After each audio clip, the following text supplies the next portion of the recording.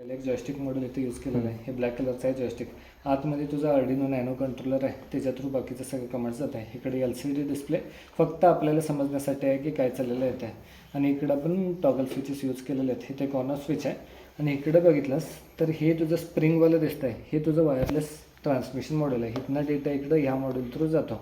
So ह्याचं range नाही म्हटलं तर तुझं 800 मीटर ते 1 किलोमीटरच्या आसपास राहत आहे लाईन ऑफ साईट. म्हणजे जर का तुला स्ट्रेट कंट्रोल करायचं झालं तर कंपनीनं दिलेलं रेंजप्रमाणे त्यांनी सांगितलं की आपलं 800 मीटर टू 1 किलोमीटरपर्यंत ह्याचं रेंज तुम्हाला भेटू शकते. 800 to 1000 मीटर. इथे एक रिचार्जेबल सेल आपण घेतला आहे आणि त्याचं चार्जिंग मॉड्यूल इथं दिलं आहे. सो हे जर काय डाऊन झालं तर तुमचं तुम्ही मोबाईलचं चार्जर इथं कनेक्ट करून आपण रिचार्ज करू शकतो. आता इकडच्या पार्टला आपण काय केलं, इथं फक्त आपण काय करतो, हे सगळे बटन्स रीड करतो आणि एक वायरलेस मेसेज इकडून इकडं आपण सेंड करायचं काम करतो. सो फॉर एक्झाम्पल आता जॉयस्टिकचं पोझिशन, सो जॉयस्टिकच्या पोझिशनचे आपण 5 पोझिशन घेतलेले आहेत. फॉरवर्ड, बॅकवर्ड, लेफ्ट, राईट आणि स्टॉप. सो FB, LR आणि Z म्हणून घेतले स्टॉपसाठी. त्याच्या पुढे ह्या 3 स्विचेसचे पोझिशन हे 01, 01, 01 मध्ये टाकतो आपण. 0 म्हणजे बंद, 1 म्हणजे चालू. असे 4 स्विचेस. हे आपलं ऑक्झिलरी स्विच आहे, हे फक्त आपण एक्स्ट्रासाठी काढून ठेवलेलं आहे जर का फ्युचरमध्ये आपल्याला अनेक ॲड करायचं झालं तर म्हणून. सो हे 4 स्विचेसचे पोझिशन आहे जॉयस्टिकचं. हे काय करते, एव्हरी टाईम हे जे सगळं रीड करत आहे आणि ते मायक्रो कंट्रोलर थ्रू रीड करून वायरलेसली डेटा इकडे सेंड करत आहे. इकडे डेटा वायरलेस आल्यानंतर इकडच्या साईडला पण तुझं सेम मॉड्यूल आहे. इथं जर का बघितलंस तर तिथं जे आहे तेच मॉडेल इकडं असतं आहे तुमचं. ह्याला पण स्प्रिंग अँटिना आहे, अँटिना इकडं आहे. सो इथनं तुझं ते तिकडं पहिलं येतं आणि तिथनं इथं आपण कंट्रोलर जे यूज केलं आहे त्याला डेटा येतो. सो कंट्रोलरमध्ये डेटा प्रोसेस होत आहे आणि मग डेटा प्रोसेस केल्यानंतर आपल्या लॉजिकप्रमाणे ते सगळं डिसाईड करते. आता तिकडून जर का मेसेज हे स्विच 0चं 1 झालं असला तर ते R मोड म्हणून सांगते. हे स्विच 0चं 1 झालं असलं तर मग तुझं स्प्रे चालू करा म्हणून सांगते. हे स्विच 0चं 1 झालं असलं तर तुझं ऑटो मोडमध्ये टाका म्हणून सांगते.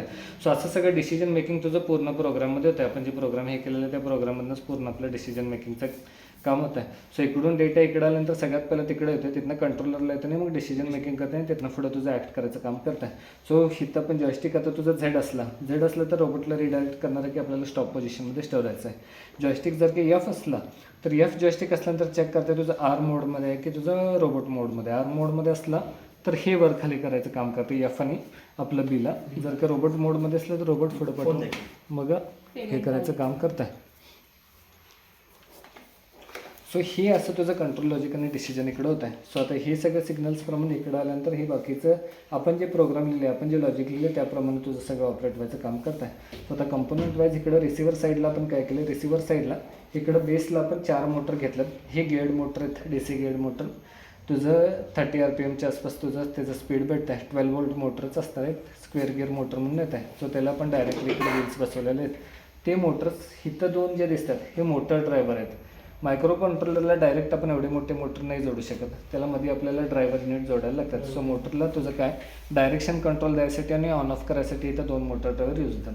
4 मोटरला 2च मोटर ड्रायव्हर ह्यासाठी यूज केले कारण की 2 मोटर इकडच्या टुगेदर कनेक्टेड आहेत आणि तिकडचे 2 मोटर टुगेदर कनेक्टेड आहेत. सो ऑपरेट होताना हे असं 4 वेगवेगळे ऑपरेट होत नाही, असं 2 युनिट वाईज ऑपरेट होत आहे. लेफ्ट साईड आणि राईट साईड. पुढं जायचं आहे, लेफ्ट साईड पण क्लॉकवाईज फिरव, राईट साईड पण क्लॉकवाईज फिरव, रोबोट पुढं जातो आहे. पाठीमागे यायचं आहे, लेफ्ट पण अँटी क्लॉकवाईज, राईट पण अँटी क्लॉकवाईज, रोबोट पाठीमागे. टर्न घ्यायचं आहे, एक साईडचं क्लॉकवाईज फिरवलं, एक साईडचं अँटी क्लॉकवाईज फिरवलं की रोबोट मग असं फिरायला चालू होतं. तिकडे टर्न घ्यायचं असलं तर हे तुझं क्लॉकवाईज जाणार आहे, ते तुझं अँटी क्लॉकवाईज जाणार आहे, रोबोट तिकडे फिरायला चालू होणार आहे. सो हे 2 मोटर ड्रायव्हर, हे 2 युनिट म्हणजे लेफ्ट युनिट्स ऑफ 2 मोटर्स आणि राईट युनिट ऑफ 2 मोटर्स तुझं ते कंट्रोल करणार आहेत.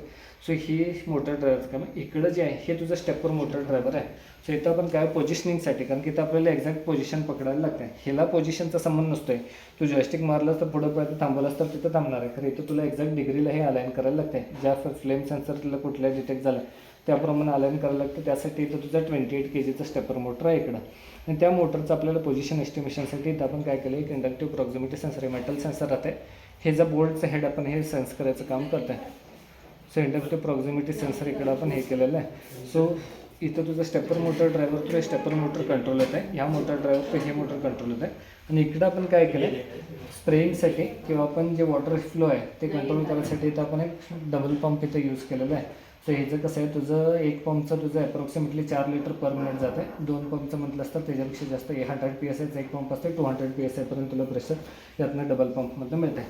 आणि हा पंप फक्त ऑन आणि ऑफच आपल्याला करायला लागतं. त्यासाठी इथं जे ब्लू कलरचं आहे हे तुझं रिले मॉडेल असणार आहे. या रिले मॉडेलनं आपण हा पंप इकडं ऑन आणि ऑफ करतो आहे. सो इथनं जेव्हा आपण हे पंपचं ऑन करतो, तू बघितलंस इथं जर तुला चालू करून दाखवतो, जेव्हा मी पंप ऑन ऑफ करतो ते ऑटोमॅटिकली हे रिले ऑन आणि ऑफ होतं आहे. हे रिले ऑन ऑफ झालं की मग सप्लाय या पंपला कनेक्ट होते, तुझं स्प्रेइंगचं काम तिकडं चालू होतं, तुझं ऑन आणि ऑफ झालं. सो हे पंपचं ह्या रिलेवरती बेस्ट आहे. दुसरं अजून इकडं हे काय ते ब्लू कलरचं हे तुझं सर्वो मोटर ड्रायव्हर आहे. सो इथं आपण एक सर्वो मोटर यूज केला वरती आणि खालती पोझिशन करायसाठी. इथं स्टेपर मोटर रोटेशनसाठी आहे, सर्वो मोटर वर आणि खाली तुझं मूव्ह करायसाठी. सो हे सर्वो मोटर ड्रायव्हरला आपण काय केलं, सर्वो मोटरचं जे कनेक्शन जाते हे स्टेपर मोटर गेलं आणि इथनं तुझं सर्वो मोटर जाते तुझं सर्वो मोटरच्या ड्रायव्हरला झालं आहे.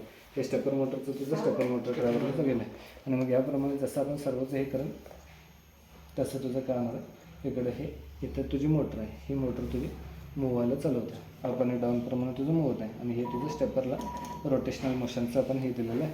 सो हे तुझं इलेक्ट्रॉनिक्स पार्ट आहे. हे सगळं टोटल सिस्टम जी आहे, आता इकडचं मोटर सोडलंस, मोटर 12 वोल्टला आहे, स्टेपर मोटर 12 वोल्टला आहे, सर्वो मोटर 5 वोल्टला आहे.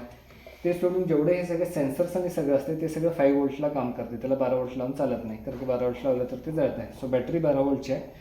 ते 12 to 5 कन्वर्ट करायसाठी तर 2 व्होल्टेज कन्वर्टर्स आहेत. हे 12 to 5 वोल्ट कन्वर्ट करून देत आहे. सो एक सर्वो मोटरसाठी दिलं आहे आणि दुसरा आहे ते एंटायर इलेक्ट्रॉनिक्सच्या सर्किटला दिलं आहे.